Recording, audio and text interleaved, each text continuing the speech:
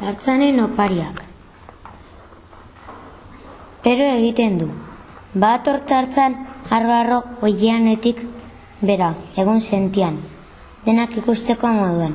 Tartzanek harri batekin estropoz egiten du. Eta lokatzatara erori da. Zikina altxatzen da. Egun horretan, tartzanek animaliei opariak banatzera joan behar du zuen. Hau kuxidadea. Horrela ezin naiz ibili oianean. Bazter guztiak zikenduko ditut. Oianetik doala, urjauzi bat ikusten du. Hor garbituko naiz, esaten du.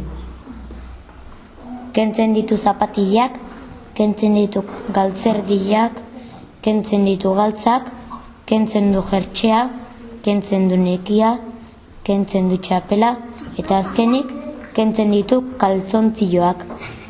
Uretara sartu da, eta garbi-garbi atera da.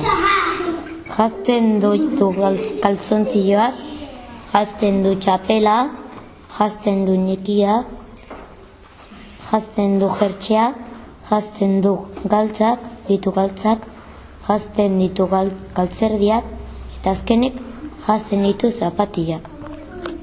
Orain bai, tartzanek oparik guztiak sakuan sartu eta animaliei banatzera joango da.